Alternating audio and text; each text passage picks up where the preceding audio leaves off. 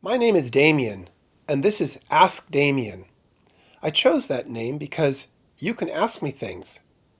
I'm a psychic, I'm a medium, and I'm a reader. Those are actually pretty much the same thing. It means that I can look at your energy and tell you what I see. Usually, what I see comes in the form of thought images or thought impulses that I then sort of simultaneously translate into verbal language. And I give that to you.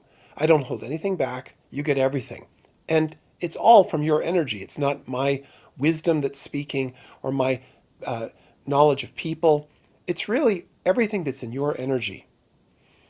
People come to me for the last 30 years or so to find out more about what's inside themselves right now. Most of them want a confirmation of what they think they already know. And usually that's pretty true. But they want to know it more clearly so they can more powerfully move forward in their lives. What I read about are always relationships, relationships with other people, your relationship with yourself, and your relationship with your work. Those would be the main topics. And there are all kinds of other little things, and people often, in the middle of a reading session, ask me questions. And that's just fine. As soon as they ask me, I immediately see the energy that's behind that question and behind the answer to that question. So a reading session is all about you. It's not about my good ideas about you. It's really all about you, and it's all from you. So I use my psychic intuitive gift to read your energy. And I've been doing that for a long time. I've actually worked with thousands of people. And one of the most favorite issues or subjects is the relationship between men and women, or women and men. Now, the way that I see these relationships, I'm always looking at the female element in the whole picture and the male element in the whole picture. And over the course of many, many years, I've seen time and time again that the key to the female and the male element working in a sort of a flow with each other. It's sort of a circular flow. It goes around either clockwise or counterclockwise. That's not really important at the moment. The point is this flow needs to be maintained or relationships become very difficult. Again, the key that I discovered over so many years are trust and respect. This dynamic between these two aspects, so important aspects which underlie male-female relationships, shows up again and again. The dynamic is in every female-male relationship that I've seen. And in fact, it even has a circular flow inside of us. We have our own female side, as we all know, and we all know that we have our male side. So what is it that the male side needs? What does the female side need most from the male side? Well, as it turns out, what I've read time and again is that what women need most from men is their respect. And what men need most from women is their trust. I'd like to tell you a little story. It comes from my work. The names have been changed, of course, to remain anonymous. So here we have Anna and George in a wonderful relationship. They met each other, they spent a lot of time with each other, and they eventually are really a couple now. They really spend a lot of time with each other. However, Anna has noticed that George is less and less available. He seems to be distant. He doesn't talk very much. He seems to be very, very occupied or preoccupied with other things.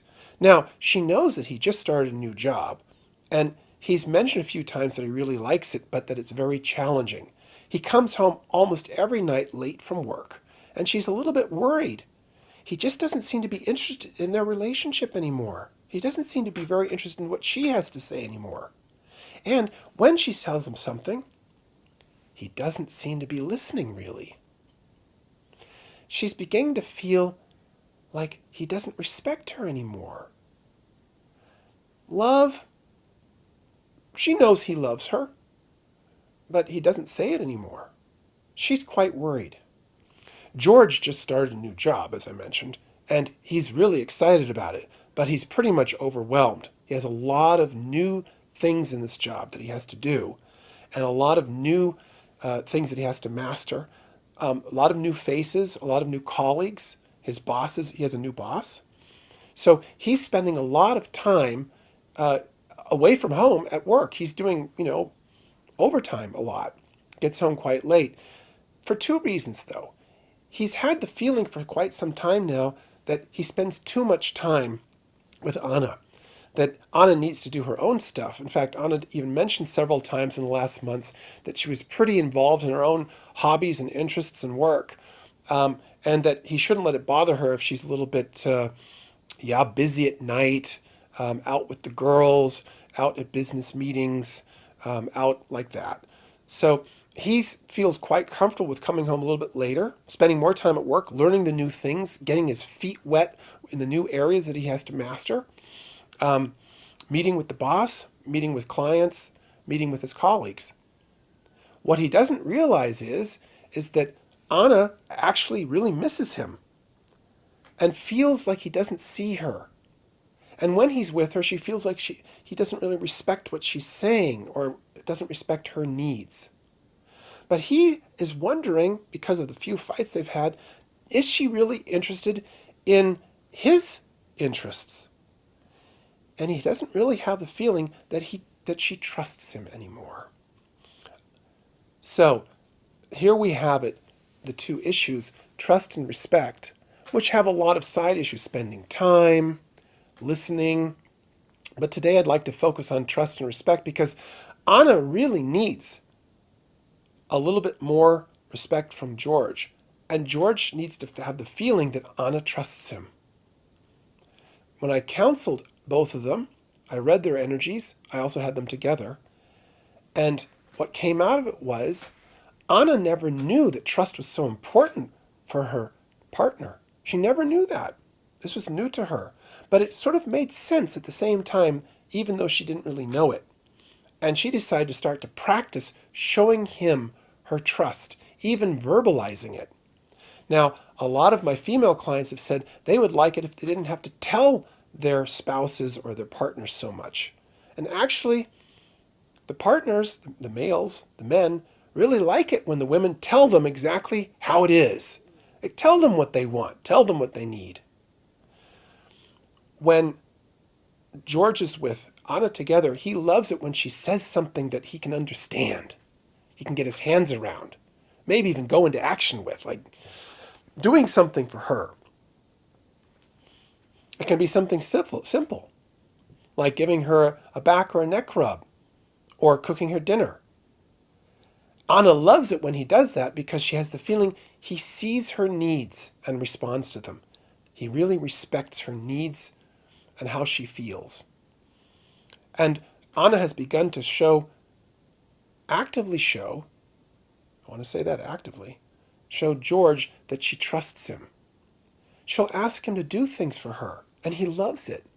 He feels much more trusted. He feels much more close to Anna now. So just like the symbols of yin and yang, the symbol for trust and respect, these two life aspects flow into each other and support each other. In fact, trust calls up respect. You want to be more respected? Start expressing your trust. If you want more trust, increase your respect. Show more respect. Put more attention on that. I urge all of us, all of you who are watching, to experiment with this a little bit and see how it works. This key to relationships between men and women will work for you, I promise. Thank you for watching, and until our next episode, goodbye.